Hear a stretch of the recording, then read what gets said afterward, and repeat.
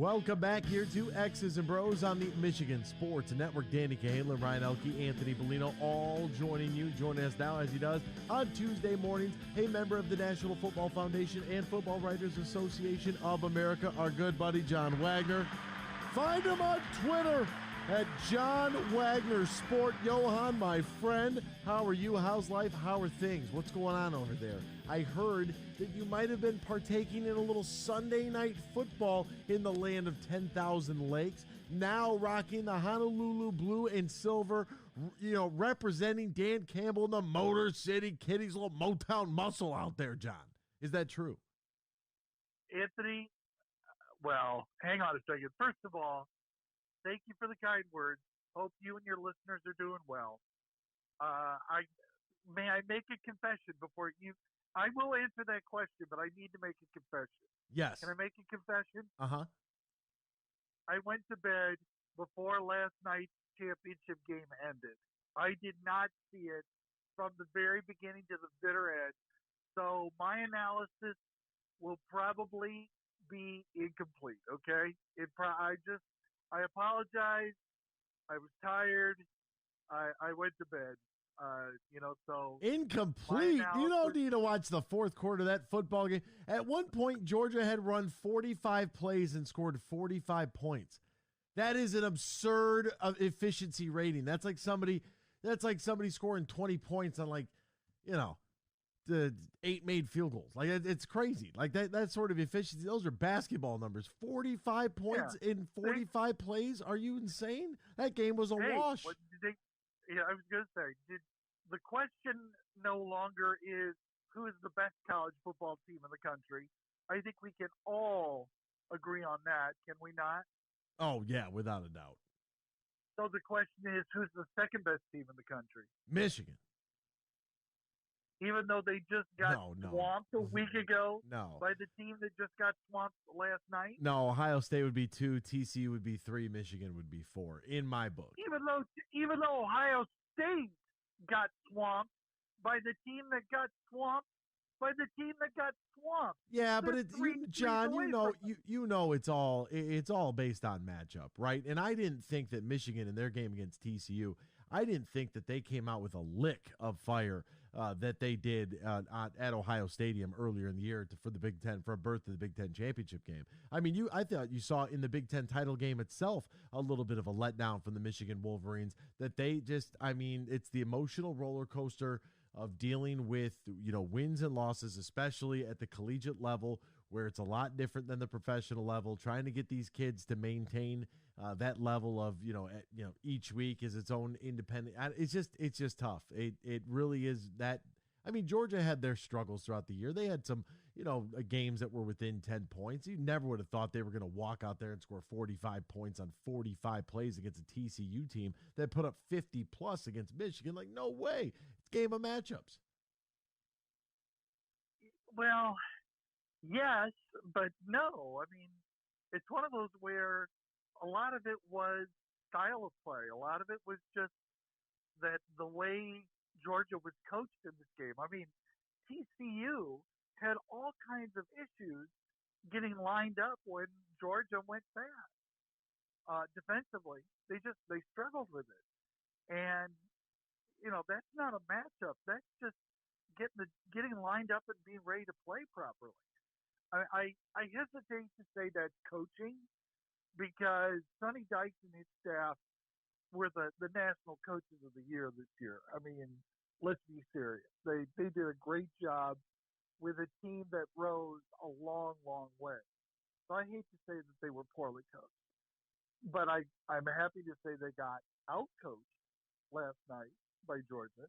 They got out-coached. That's part of it too.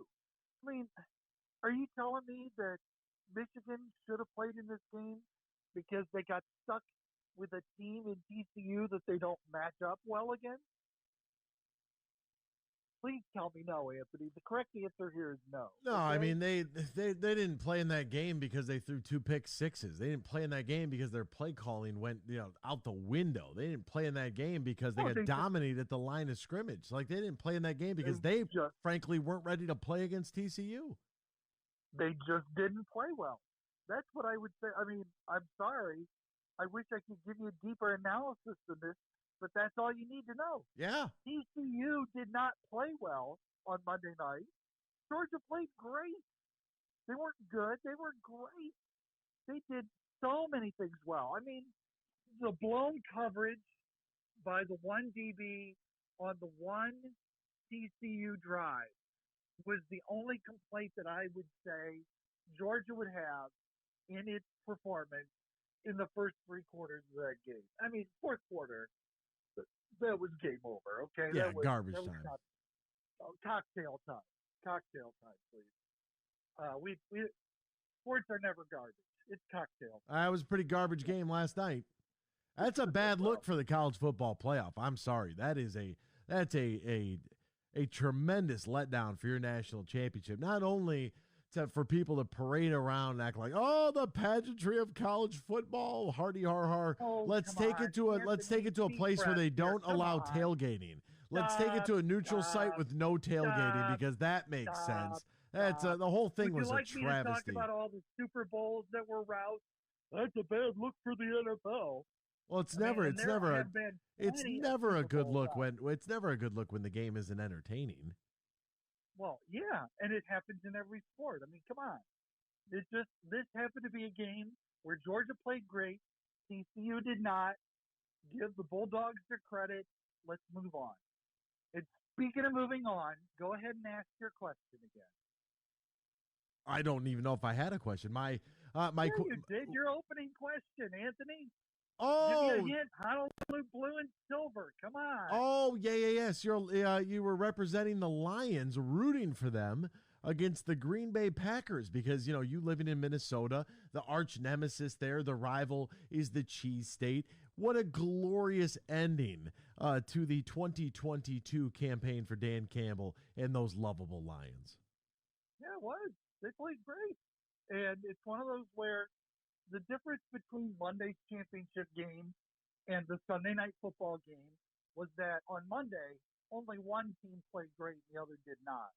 On Sunday, you had two teams that played pretty great. I mean, they both made mistakes, but sometimes it was tip your cap to a guy who made a play on the other side. And you give the Lions a lot of credit for playing when the game didn't matter. I mean, they weren't playing for anything but pride, and apparently they have a great deal of pride. So, as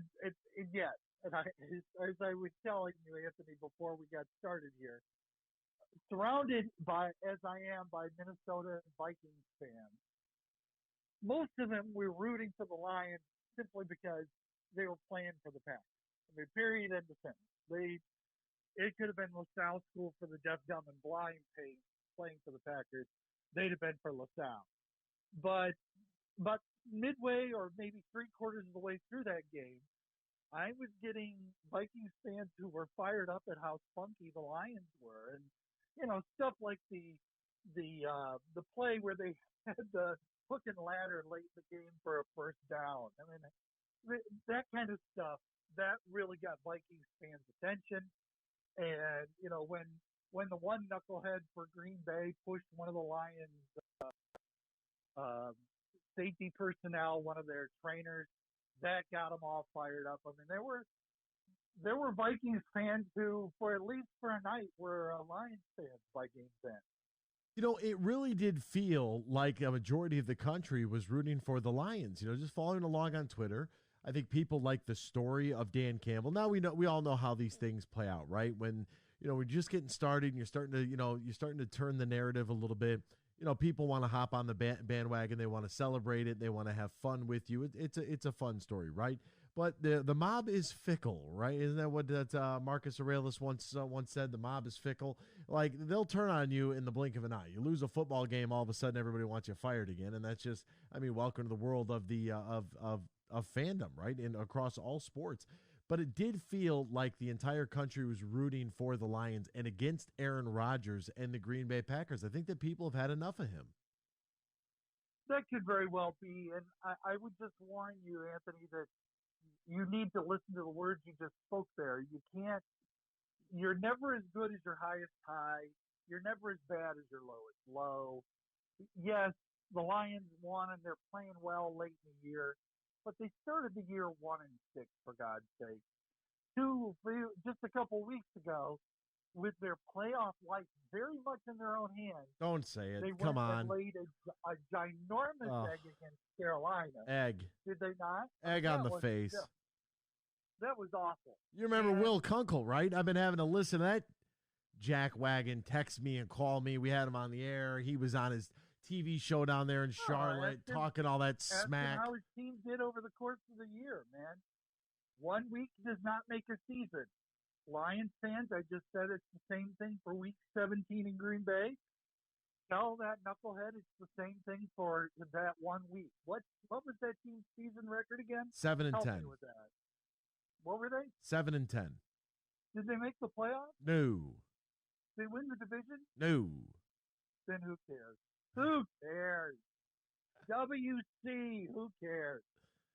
Yeah, my point is you're just never as good as your high.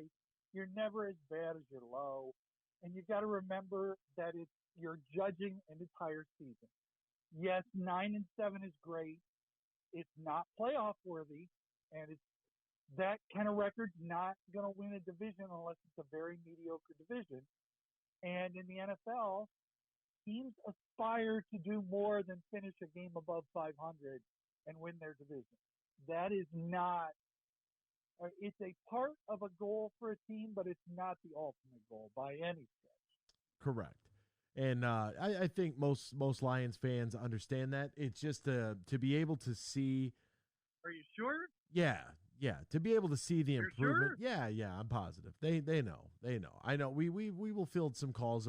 People mention the word Super Bowl, and I was like, let's win 6 games this year, right? So I mean, I'm very – I try to temper my expectations as much as possible and view things as as clear. And you play the schedule game in the beginning of the year, and who would have thought we would have had one of the more difficult schedules across the NFL? But you say something that's very interesting there. You're not as good as your best. You're not as bad as your worst. So I want to bring that back to the national championship game now that Georgia and Kirby Smart walk into some very it's a very, very small fraternity of those teams and those head coaches that can go back-to-back for national championships. So I would ask you this.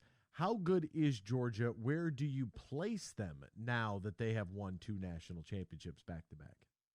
Oh, my goodness. Are you talking like the all-time pantheon? Yeah, that would be a tough one. I mean, let me just say this. When these wins in back-to-back seasons for Georgia are what we would call program wins. And by that I mean they didn't happen to get 3 or 4 guys and ride them to multiple titles. They didn't have like I'll just pick out a Fab 5 that took them to back-to-back championship games. I don't even know where that came from. Just Michigan. No, it makes sense. It's not like Jalen Hurts gets hurt and Tua Tagovailoa comes in and the Alabama rides him to a national championship, and then Jalen transfers and has some success. I guess that there's somewhat of a more recent sort of maybe I don't know comparison, because I get what you're saying. I mean, there's some depth here. I mean, Georgia graduated a majority of their defense to the National Football League last year, and then came right back and played pretty good defense all year long. So I get what you're saying. This isn't 1 or 2 guys that were able to just like a Tim Tebow, very special, very unique sort of character that came in and changed the complexion of a program. These are guys that have been around. They did it last year. They sent a bunch of guys to the NFL, and guess what? They came right back and did it again. Yeah, and they're going to send a bunch more guys to the NFL. But it's one of those where this is really a tribute to a lot of guys stepping in and playing. I mean, my goodness, this defense is really deep. I mean, they're chugging defensive linemen in their right and left and having success. Some of the big plays were being made by true freshmen.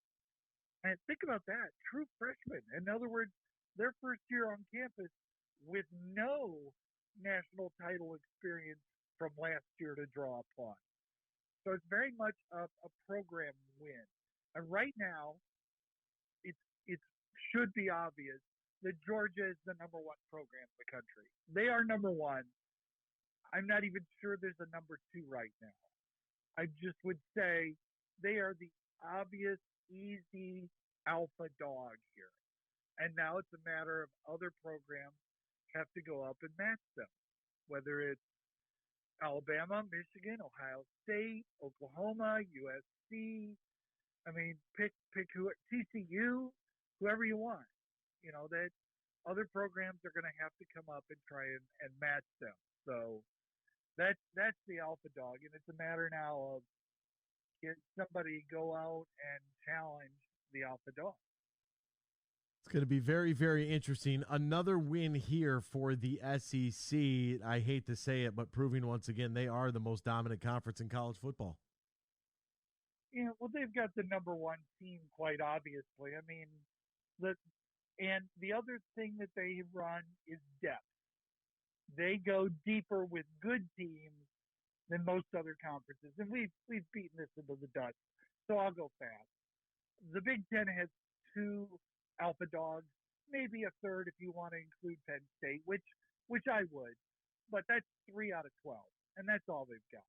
Right now, if you're talking the SEC, yes, Georgia's head and shoulders above everybody else, but Alabama's good or very good. LSU's good or very good. Tennessee is good or very good. They have multiple teams that are right there. So that puts them a cut above everybody else. I mean, you're going to hate me and laugh at me for saying this, but the only league that has that many alpha dogs as the SEC is the Pac-12. I mean, Utah's really good. Until Oregon stumbled late in the year, they were very good. USC, 2 stumbles late, they were very good. I mean, they had the best quarterback in college football this year. They had a fair number of very good teams. Now they didn't have an alpha. They clearly I thought USC was their alpha, and late goings on proved that they were not worthy of that. But you know, they had some good elite, certainly top 16 teams. So the one other thing that I want to say real quick, Anthony, because I know you got to go, is that the part that makes this the trickiest is the transfer portal. Teams can look very different from year to year, and if they are able to recruit successfully in the transfer portal, they can have success. And as for those alphas you mentioned of SEC teams, I would ask our listeners, think about it like this. In comparison to the Pac-12 teams that are out there, how many SEC teams do you think would be the number one team in any other conference in the country? I think they got 3 or 4 pretty good shots at being the number one team in the Pac-12, the Big 12, the Big 10, the ACC, what have you. And it is it's going to be a long climb for everybody else. He's John Wagner. Find him on Twitter, John Wagner Sport. Johan, my friend, as always, appreciate the time, partner. No worries. I hope you and your listeners have a great week, and that we continue with one prize.